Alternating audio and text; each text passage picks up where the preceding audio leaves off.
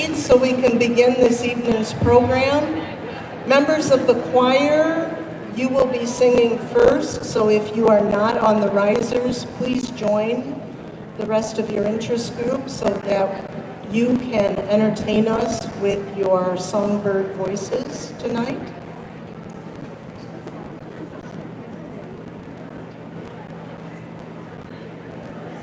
The choir will be singing 3 songs this evening.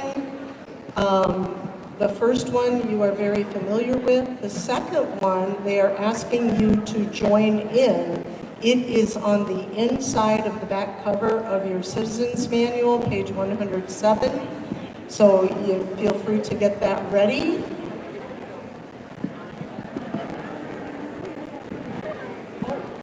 I apologize, there's been a change of program. They're going to start with that song.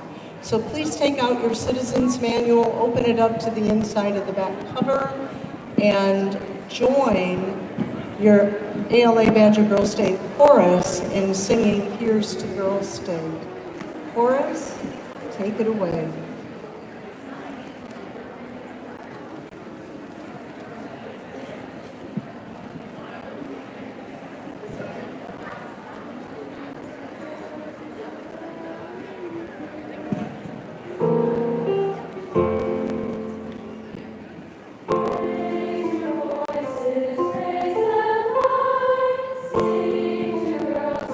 And here's mine, love you, girls, say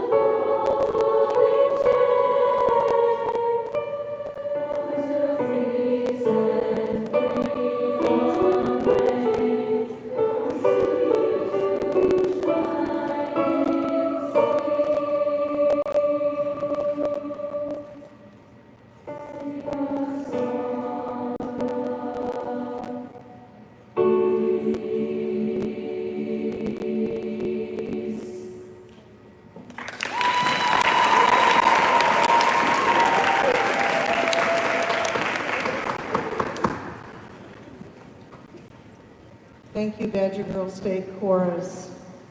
You may be excused to join your cities. We have many special guests with us this evening, and we will begin with the members of the American Legion Oshkosh Post 70 who are here with us tonight to present a respectful flag disposal ceremony. We normally attempt to do this outdoors, but because of the weather, we had to decide quite early today that for numerous reasons, it was better that we do this indoors. And so we are very grateful to the members of the Oshkosh American Legion Post in their flexibility in adjusting their ceremony to accommodate us inside Kolf Gym. And so I ask that you direct your attention to the members of the Post as they show us how an American flag is properly disposed of. Oshkosh Commander Bill Christensen, would you call your team to order?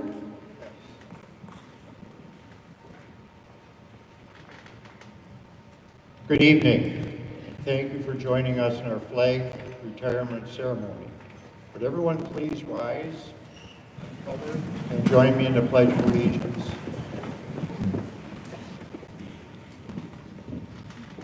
I pledge allegiance to the flag of the United States of America and to the republic for which it stands, one nation under God, indivisible, with liberty and justice for all.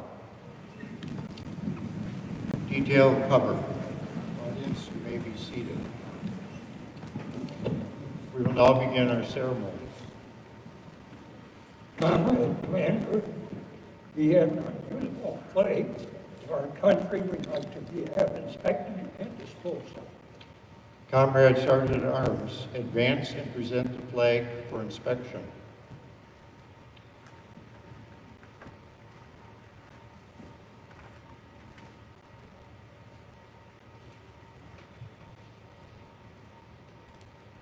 Comrade, first vice or second vice commander, present this flag for your inspection.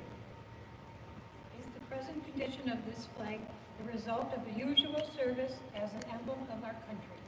It has flown over the graves of our departed comrades, soldiers, sailors, Marines, and Air Force people. Present this flag to the first vice commander for his inspection.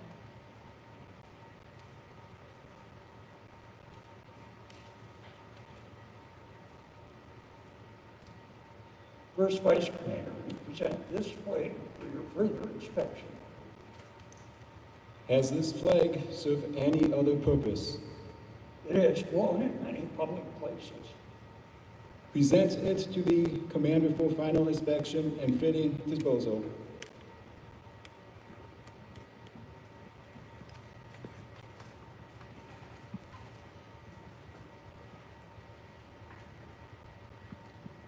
Comrade Commander, we present this flag for your final inspection and disposal.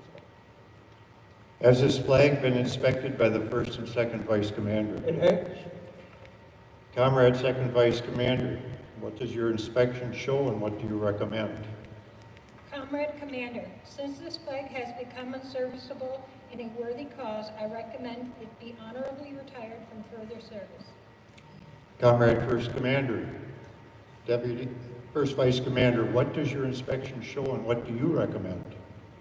Comrade Commander, since this flag has become faded and worn in a tribute of service and love, I also recommend that it be fitly destroyed.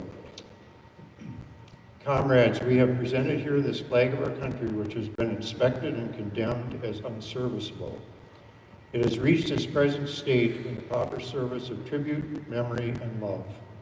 A flag may be a flimsy bit of printed gauze or a beautiful banner of finest silk. Its intrinsic value may be trifling or great, but its real value is beyond price. For it is a precious symbol of all that we and our comrades have worked for, lived for, and died for. The free nation of free citizens, true to the faith of the past, devoted to the ideals of justice, freedom, and democracy. Let this faded flag of our country be retired and destroyed with respectful and honorable rights, and its place be taken by a bright new flag of the same size and kind. And let no grave of our soldier or sailor dead be unhonored and unmarked. Sergeant at Arms, destroy this flag by burning.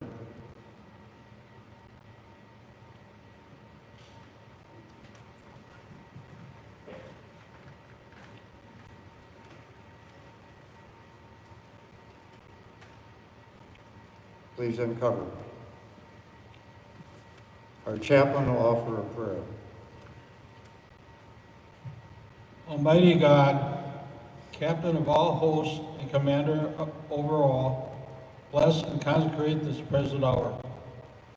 We thank Thee for our country and its flag, for the liberty for which it stands.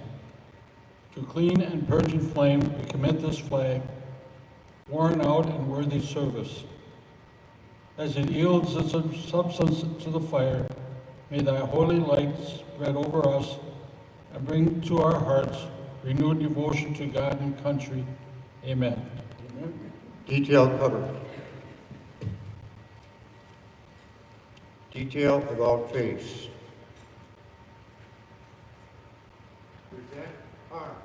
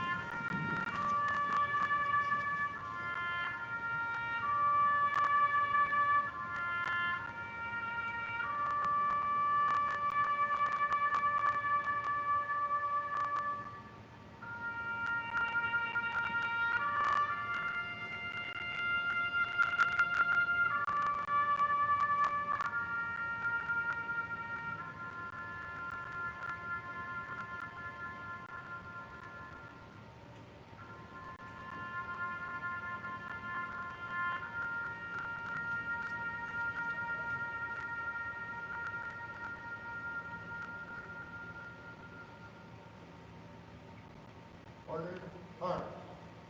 About face.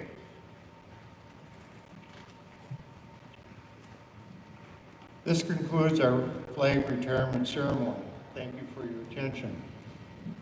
At this time, I would like to call your attention to the...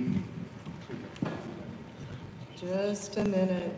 We are unaccustomed to doing this indoors, and so it's a little confusing for us. But at this time, I would like our Commander, Bill Christensen, to introduce his detail and ask them to have him introduce themselves, or he introduce them, and ask them also to share what branch of service they each served in and in what time frame they served. And hopefully we'll have a few minutes for you to ask them a few questions.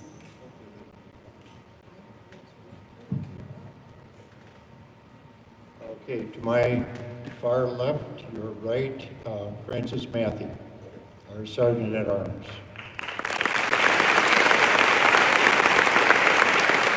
U.S. Army, 1961 to 64, Missile Electronics Ordnance, Germany, 20 months.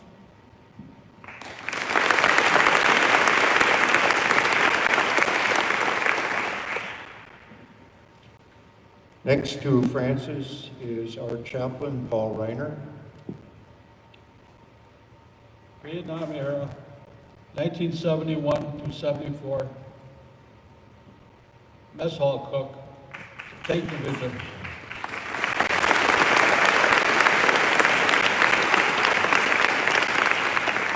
To my immediate right, our first Vice Commander, Jonathan Wurzer. United States Army, Afghan War, 2023.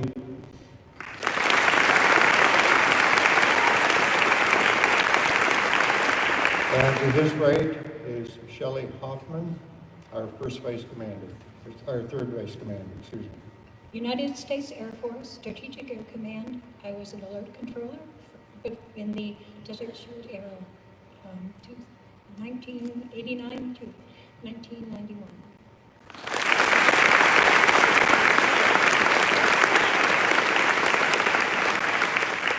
And I'm Bill Christensen. I was in the Army from June of 1968 to May of 1972, and in the Army Reserve from 1972 to 1997, so 29 years altogether.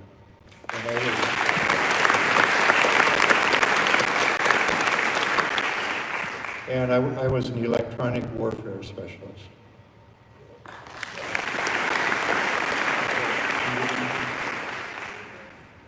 Okay, and our bugler, Dean Larson, I'm with the Post 234 with Alhambra. I was in Air Force 1962 to 66 during the Vietnam War. Worked on KC-135 tankers.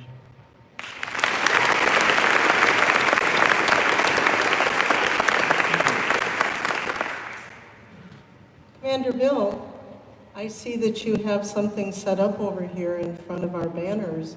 Would you like to describe to our citizens what you have here for us? Yes, thank you.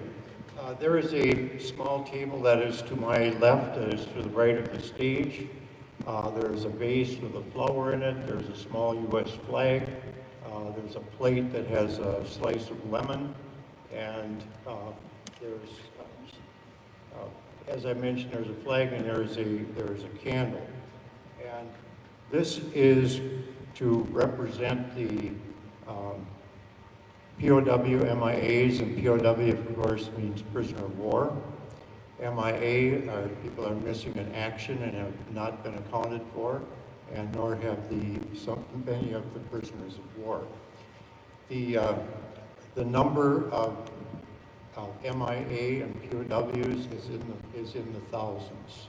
It's not just a few people, but it's in the thousands.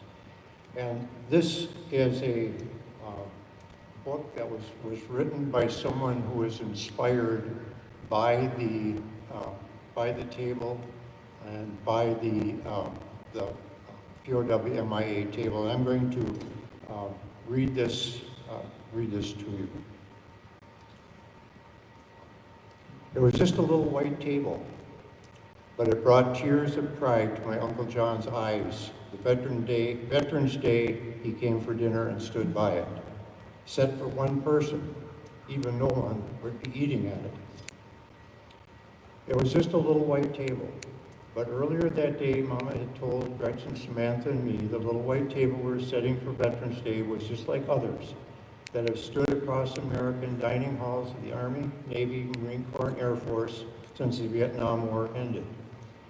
The table honors the men and women who served in America's armed forces, especially those missing in action, our MIAs, and those held prisoner of war, our POWs. But it felt as big as America when we helped Mama put each item on it, and she told us why it was so important.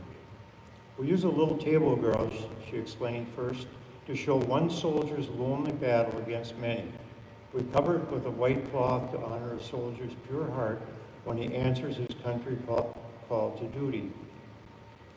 We place a lemon slice and grains of salt on a plate to show a captive soldier's bitter fate and the tears of families waiting for loved ones to return. We push an empty chair to the table for the missing soldiers who are not here. We lay a black napkin for sorrow of captivity and turn a glass over for the meal that won't be eaten, she said. We place a white candle for peace and finally a red rose in a vase tied with a red ribbon for the hope that all our missing will someday return. Mama finished speaking just as sunlight spilled on the table and filled the overturned glass.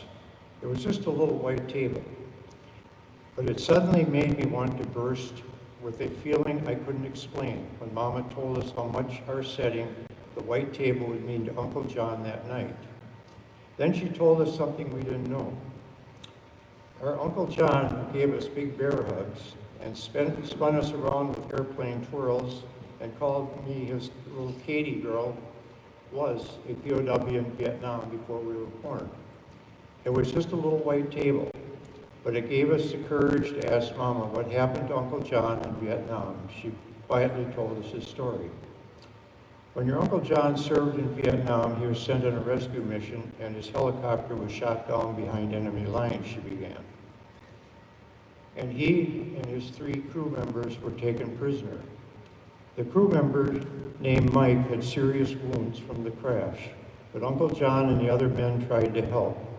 Mike got better and permitted a guard to bring Mike medicine. Then one day, when a guard looked away, Uncle John and the others had a chance to escape. But Mike was still too sick to go, so Uncle John stayed behind with him. He couldn't leave a fellow soldier alone so far from home. But how did Uncle John get free? Asked Mama.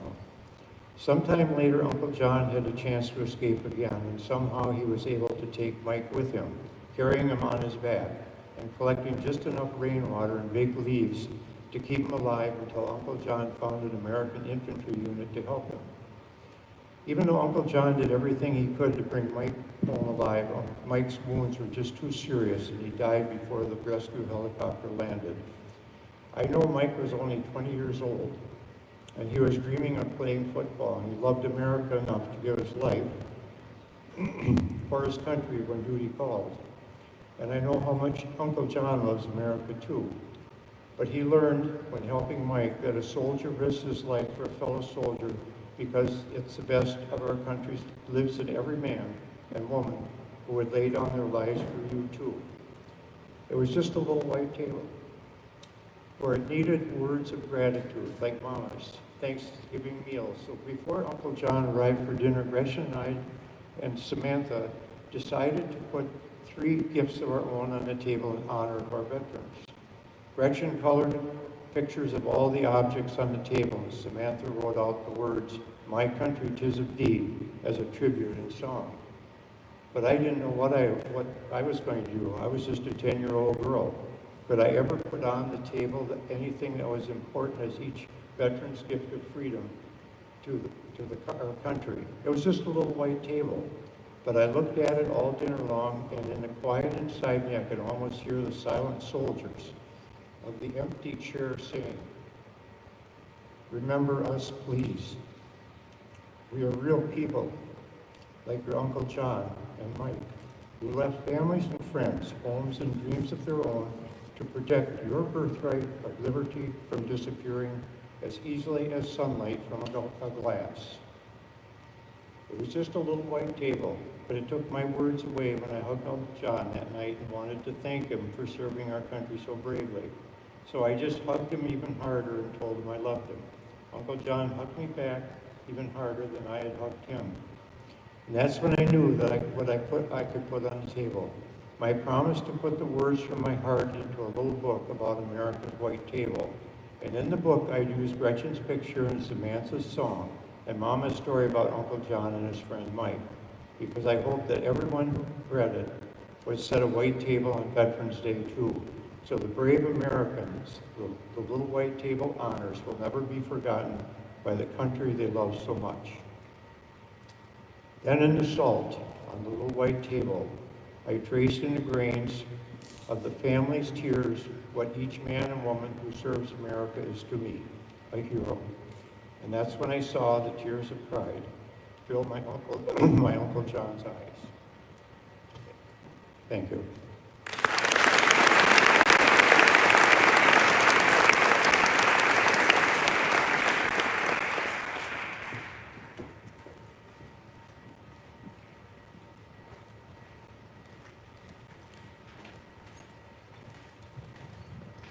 Don't go too far. We're getting set up. We have enough time this evening if there are any citizens in the audience that would like to ask a question of our veterans here on the stage. you need to come forward to Jenny's microphone on the floor. We only have about 10 minutes for this, so please, please, be brief and be quick.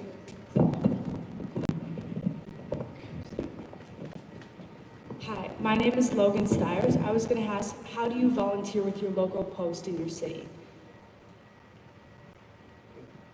Say again, I didn't hear you. How do you get involved to volunteer with your local post in your city? Okay, good, thank you, great question. How you get involved, first of all, you need to be a veteran, which means that you have been on active duty at some time during the period 1941 to the present time. And we are always looking for members, and it's a great organization. It helps veterans in need, veterans' families. There are many things that our post does, and many things that our state of Wisconsin veterans do. Hi, my name is Jennifer Tamboli in room 251. I was wondering if are there other ways to retire a flag other than burning? No, Okay, but that is the only way to dispose of the U.S. flag. The other flags, POW, different branches of service, can be thrown away, do not have to be burned.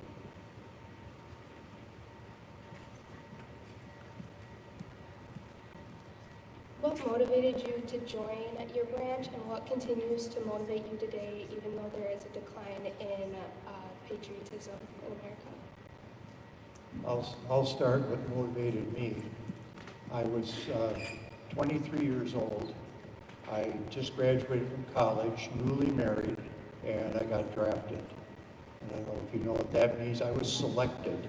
I had no choice. I had to go into the service. And I thought at the time this is the worst thing that could possibly happen to me, but it turned out to be one of the most positive experiences of my life. I enlisted right from high school, but I come from a military family. I had 3 uncles in the service. Myself, my son was in. I have a grandson that's got 27 years in right now. I enlisted a year after I graduated.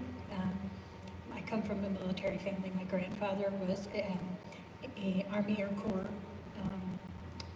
pilot, and my father was in the infantry in the Army during Korea, and all of my uncles, 7 of them, served in Vietnam. Hello. I came from a military family, all the way from World War I, all the way up. I actually didn't join until I was like 30-ish, but, don't give up on your dreams. You can do it.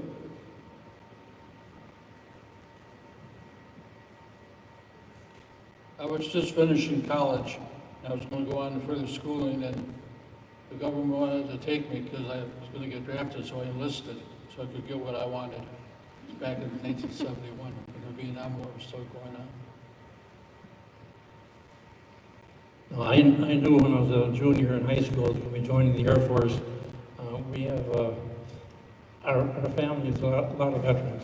Last count, I think we had 31 in our family that were veterans. That's my brother-in-law's nephews, my daughter, granddaughter, grandson.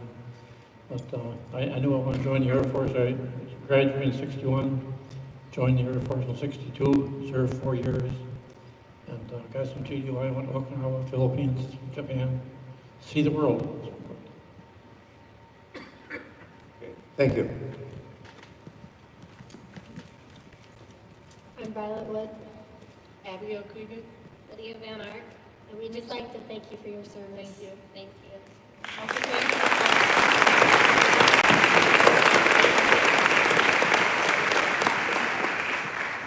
you. And I'm speaking for this whole group. We are honored to serve. That's why we've continued to serve in the American Legion.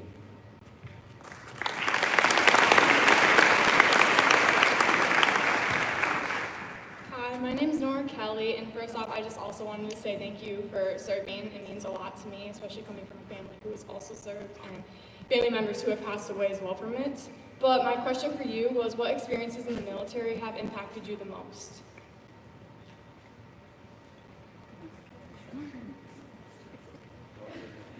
Who wants to take this first? When I graduated basic training, my drill instructor came up to me. She talked to every girl personally, and she came up to me and she said, "No longer are you a girl. Do not allow anyone to call you a girl. You are a woman. Dream big, and don't wait for someone to give you that dream. Go get it." And that's inspired me my whole life.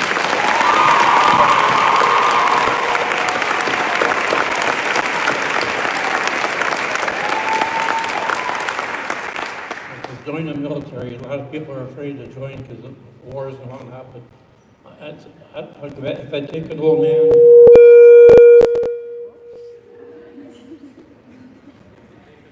I'd be the first in line. Thank you.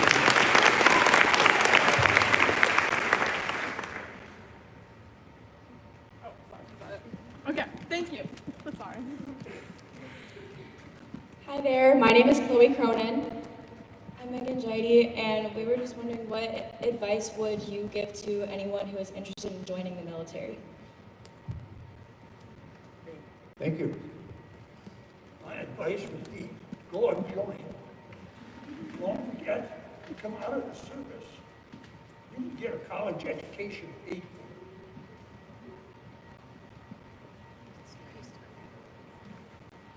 It's a terrific experience. I have a good friend who went in at 18, went into radar replacement and radar and repair, and made a multi-million-dollar career out of that later in life. So there are many opportunities in the services. Hi, my name is Ricarda, and I would also like to sincerely thank all of you for your service. And my question for you is, what is the most difficult obstacle you guys faced while serving? Thank you.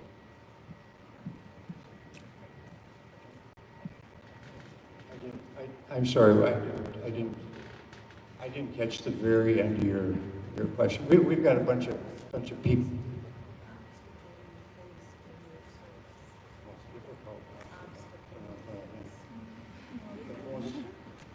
Difficult obstacle I faced, okay. I was 23 years old. I just graduated from college and spent, the last 4.5 years partying and just generally having a good time. And all of a sudden, it was the physical part. It's like I was, kind of borderline overweight and in horrible physical condition. And that changed in the first 8 weeks. So for me, that was the biggest obstacle. The biggest obstacle I think I have found is you're away from your family. When you first join, go through basic training and schooling, you might be gone for 6 months before you get back home again.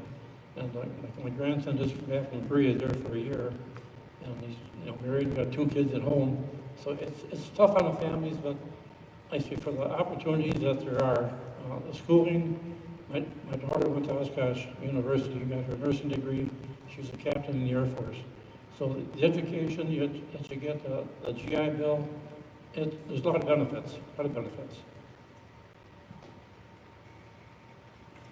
The hardest thing for me came years after my time of service, and that was serving as a mother of a young man who went over to Afghanistan. Parents and sisters and brothers and grandparents really, your job is a lot harder than ours sometimes because you're waiting for that phone call not knowing. So that I have a lot of respect for those families.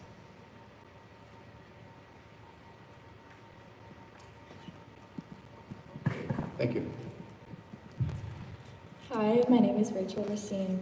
I know so many people have, but I would just like to thank you for your service. Both of my grandfathers served in the Navy in the 60s and 70s. My question for you is, what did your service teach you about life? What impact did it have on you? What lesson? Good question. It sure does. We went from kids to adults, and it helped. It gave me a lot of confidence. I no longer felt like a little girl who was afraid of everything. I felt like I could conquer the world, like I could go out and get whatever I wanted. Learn respect, Joyce, when you first go in, you're 18-year-old kid or whatever, and, you know, you got a lot of life in front of you, but you go in and your whole attitude changes pretty quickly. You're told what to do, and you have to do it, and there is no, well, maybe tomorrow, you do it now. So it's, you learn respect. Thank you. Thank you to the members of the American Legion Oshkosh Post 70 for being here with us today, for demonstrating the proper way to dispose a flag, and for sharing the America's White Table story with us, and for sharing insights in your lives and what made you who you are today. So we thank you for your sacrifices.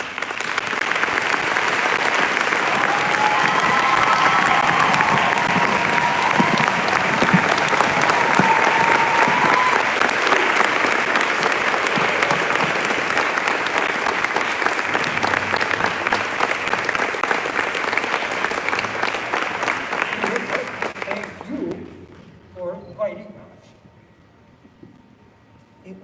It was our pleasure and our honor to have you with us here this evening.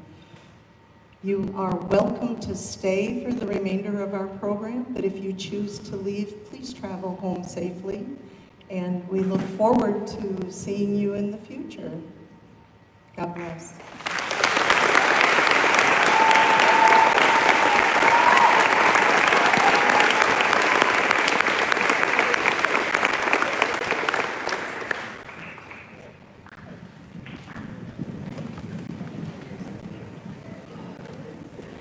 We'll give them a chance to gather their things and get ready to, don't know if they're going to stay or go. That's purely up to them. We have some more very honored guests with us this evening. And I would like to introduce to you all the way, I wish I could tell you where he lived because I really don't know, but via Eau Claire and American Legion Badger Boy State, we have with us this evening the chairman of the Badger Boy State Board, Bob Batty, to bring greetings.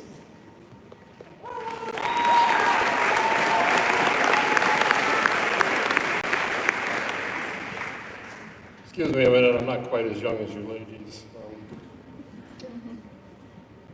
All right. Good evening, Badger Girl Staters. How are you this evening? Yeah, I look around the room and I see all these beautiful young women. I think the 650 Badger Boy Staters would love to be here tonight. Fortunately, they're not. But I bring you greetings and good wishes from the counselor staff and the 650 citizens who participated in the 82nd session of Badger Boy State. Now, this was our 4th year for Badger Boy State at the University of Wisconsin-Eau Claire. I would like to say it was a great session, and we continue to run those young men up and down that hill in Eau Claire. So if you ever look at Eau Claire as a college to go to, you'll know what I'm talking about. But it's kind of hard to believe that Badger Boy State has come and gone for this year. Just as I'm sure it's hard for you to believe you're already half through your week here at Badger Girl State. And you're here because your teachers and counselors have recognized your academic leadership qualities that set you apart from other students. Now, my hope is that you've taken advantage of what Badger Girl State has to offer, that you've taken an active role in in your party caucuses, and maybe some of you have run for office. In short, hopefully you've put yourself out there. Because the rewards to you are really immense. And if you haven't done that, it's not too late. So as you complete the rest of your week here at Badger Girls Day, I will leave you with the same advice I gave to the Badger boys at the beginning of their week after I opened the session.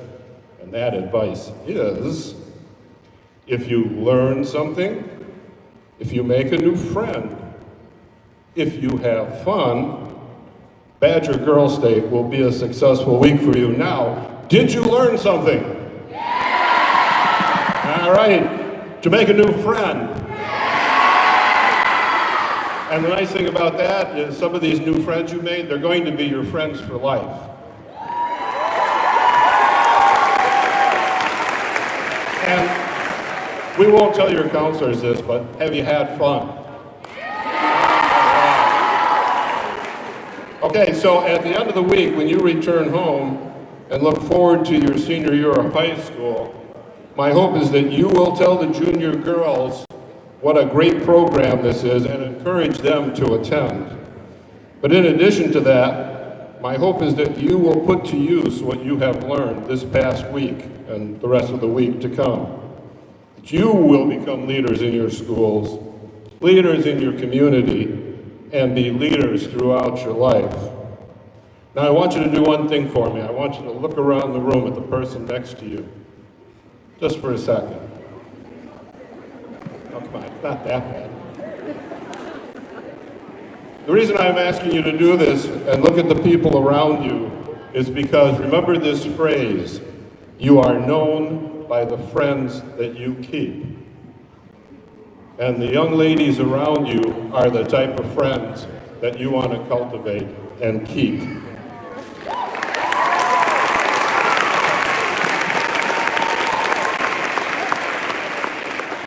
And I'm going to leave you with one other thing. This is it. I'll get off the stage and let our commander come up.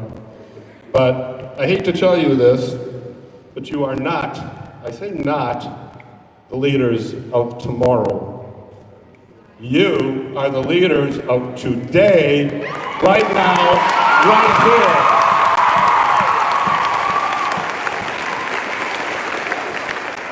here. Remember that. And again, go back to your high schools and be leaders. And you're not too young to be active in your community either. So I hope that you will take what you learned here and go home and use it. So with that, I will wish you all a good evening, and thank you for allowing me to speak to you. Thank you, Bob.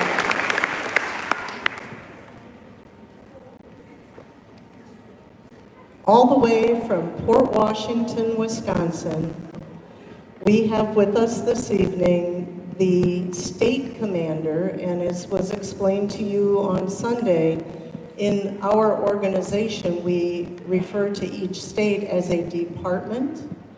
And so our department commander, Jim Johnson, has taken time out of his very busy schedule to stop by and share a few words of wisdom with you this evening. Commander Jim? Thank you. You know, I didn't know I had to give any wisdom tonight, but... So good evening, delegates, distinguished members of the auxiliary, as well as the Oshkosh Post. So before I start, I gotta ask, is anybody in here gonna be at the Wisconsin American Legion Law Enforcement Career Academy, which starts on Monday at Fort McCoy? You are? Why don't you stand up?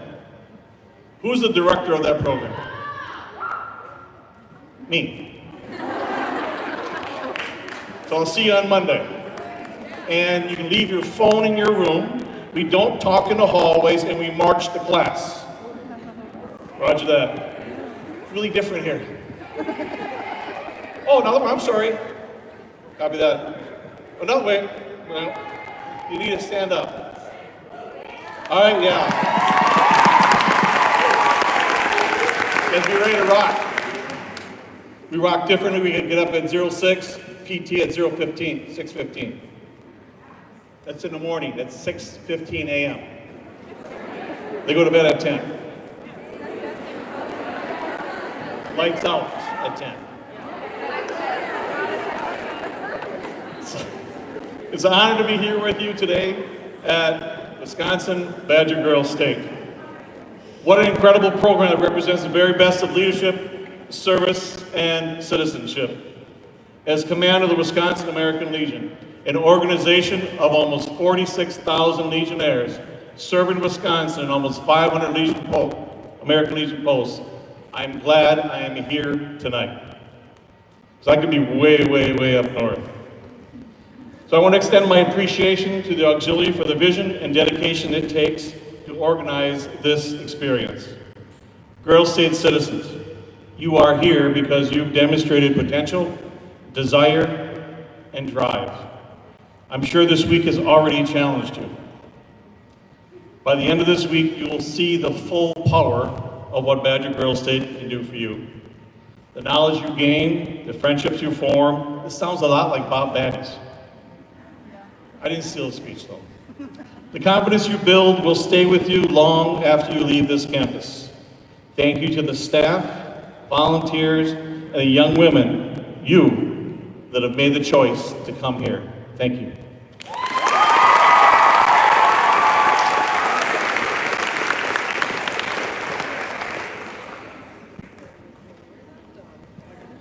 I don't know what he's thinking. He's not finished. We have work for him to do. You know that. We don't let anybody get away with that short of a speech. You told me short.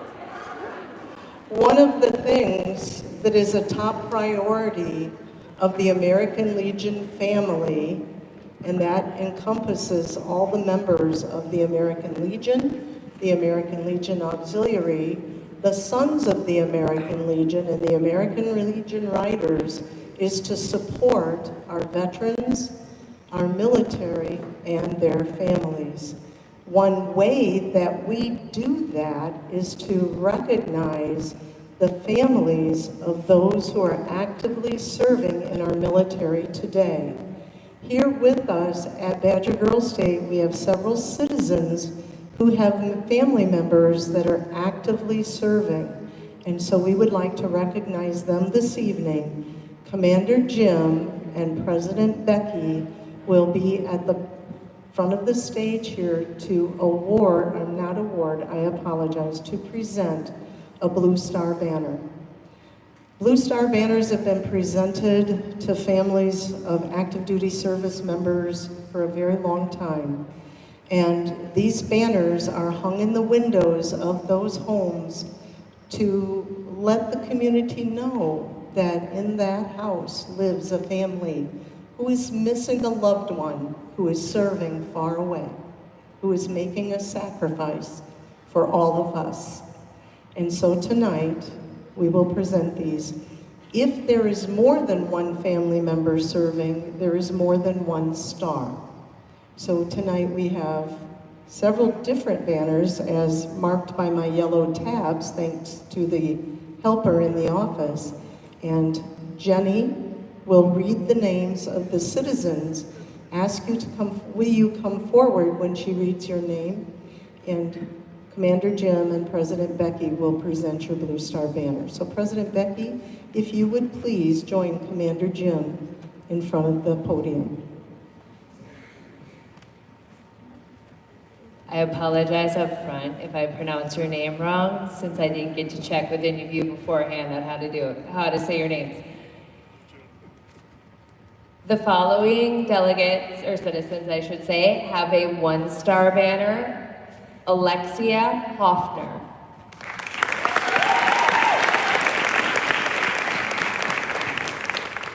Amelia Moses.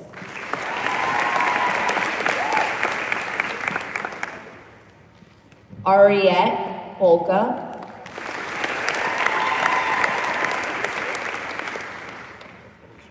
Yvette Knoll.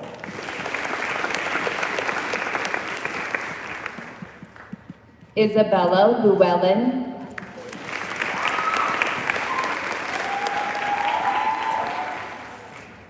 Caitlin Brennan.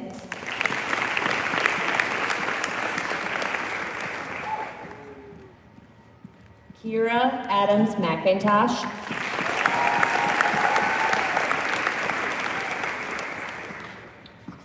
Crystal Lewandowski,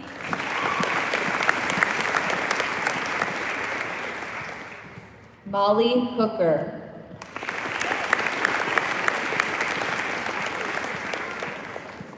Raylan Cooksey,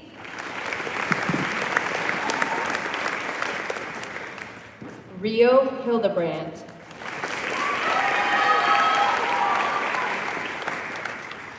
Sydney Gaynor,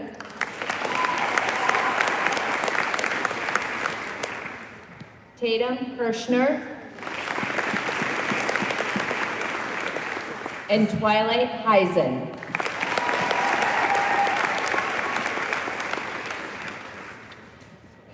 The following citizens have 2 people serving in the military, so they will receive a 2-star banner. That is Ashlyn Radaki,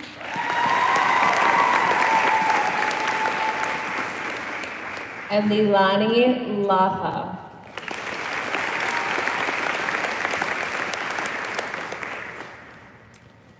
The following citizen has a 3-star banner, Gabrielle Hyatt.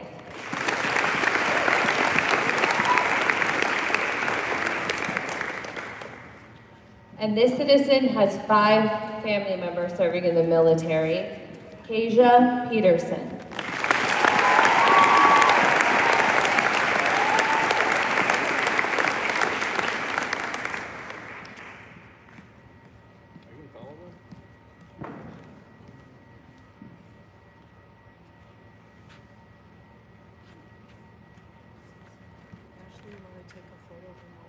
Yep, I'm on it.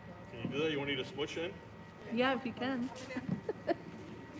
Should we have to stand in front of us? You got any girls you can? Come in the front. Come on, ladies, come in the front. Stagger in between. There you go. I can't. I got a new knee.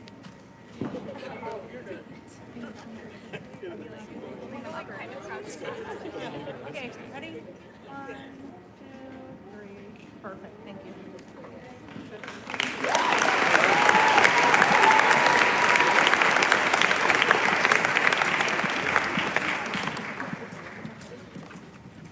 We are going to announce Penny Wars, but while I'm announcing Penny Wars, if I could have my political party people and my newly elected constitutional officers please come forward and join us on the stage.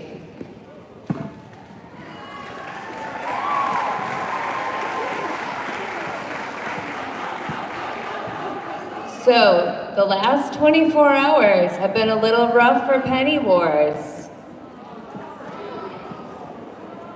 As of right now, in 5th place is Hicks County.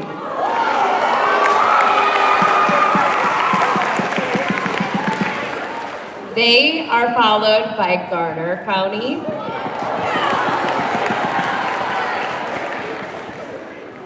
Conrad's making a comeback in 3rd place.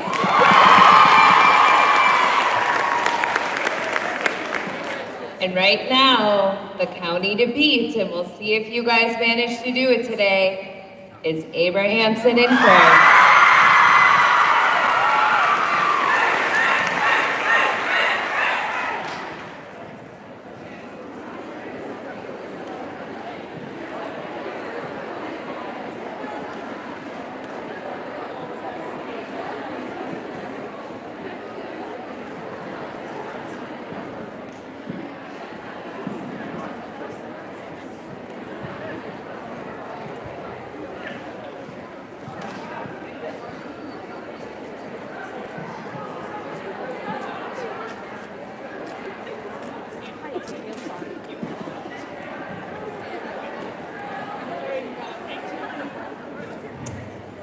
All right, so this morning we had a little election, right, for your state constitutional officers.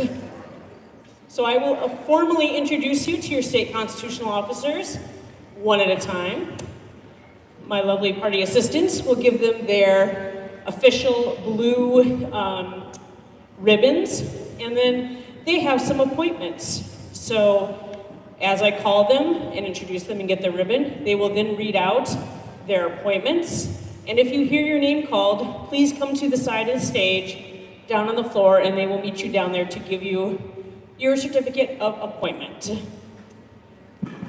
All right, starting with our Superintendent of Public Instruction, you have voted in Elizabeth Clark.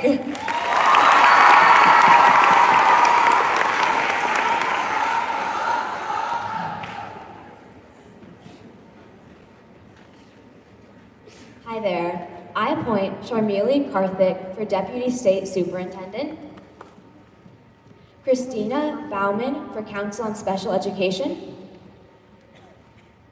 and Shelby Brooks for Chief of Staff.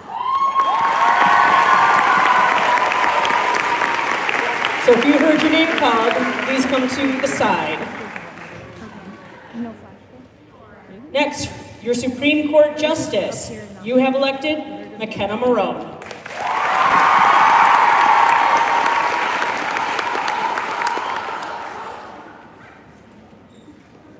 All right, I have appointed June Straka as my Chief of Staff.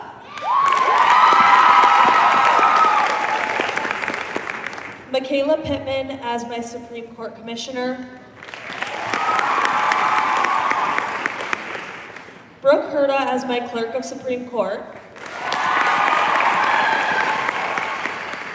Emily Elliott as a part of my Judicial Commission. And lastly, Emma Roltgett for Judicial Commission.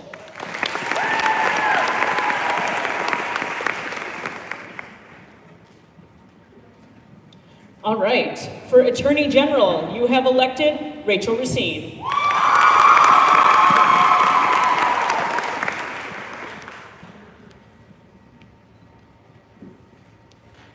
Hi, everyone. For my Chief of Staff, I have appointed Chloe Cronin.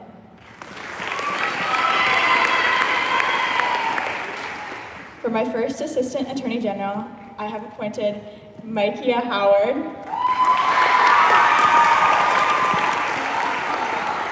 And for my second Assistant Attorney General, I have appointed Raven Coas.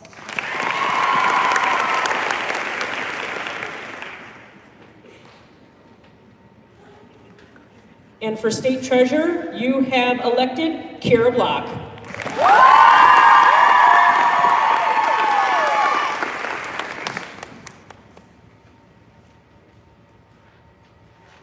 For my Chief of Staff, I have appointed Delaney Yokel. For my Director of Fiscal Responsibility, I've appointed Isabella Llewellyn. And for my Board of Commissioners of Public Lands, I've appointed Masvita Dosa.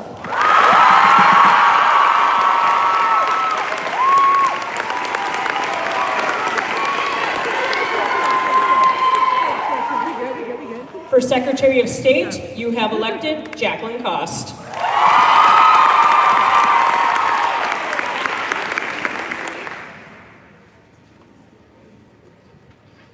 All right, so for my Chief of Staff, I have appointed Charlotte Bullard.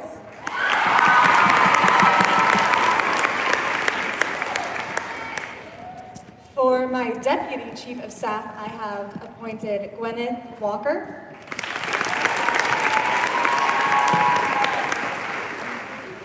And then for my Director of Communications, I have appointed Paisley Schrader.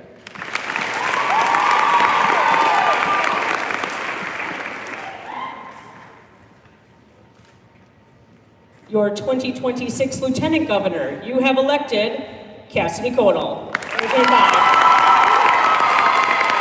Sorry, I got the year wrong. 2025. I'm living in the future.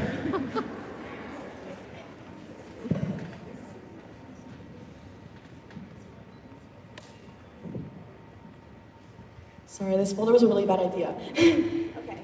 For my Chief of Staff, I would like to appoint Leah Pable. Thank you.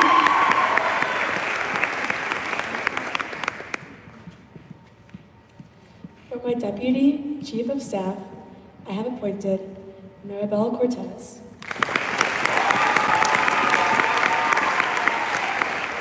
And for Director of Communications, I have appointed Valeria Barcelos.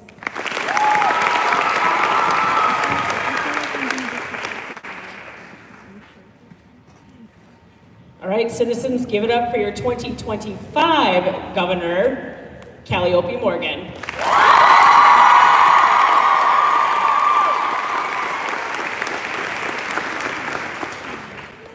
Hi everyone, I'm so excited to announce these. Okay, I think I got everybody's pronunciations right. If I did it wrong, come yell at me after. Okay. Sorry. Wait, can somebody just hold this real quick? Thank you.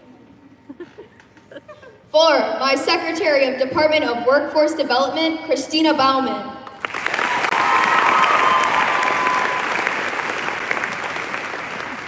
For my Secretary of the Department of Health and Human Services, Tess Hansen.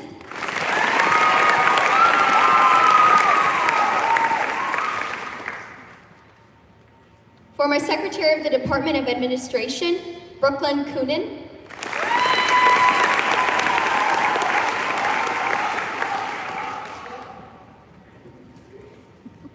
For my Secretary of the Department of Administration, Elise Mitras.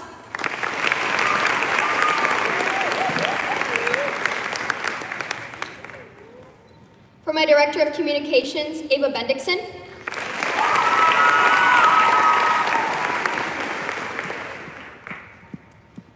For my Deputy Chief of Staff, Alina Ahmed.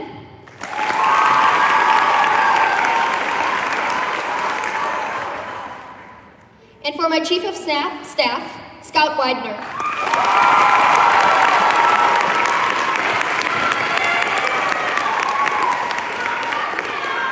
All right, ladies, your 2025 state constitutional officers.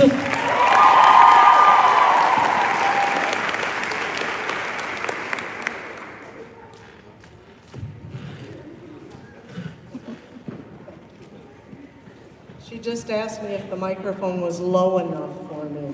Like she's all that much taller than I am. Really, Danny. We only have one announcement this evening. Band members who could not be at today's interest group rehearsal, please take the info sheet from your band chair before you leave this assembly tonight. This concludes our Wednesday night assembly. Good night, ladies.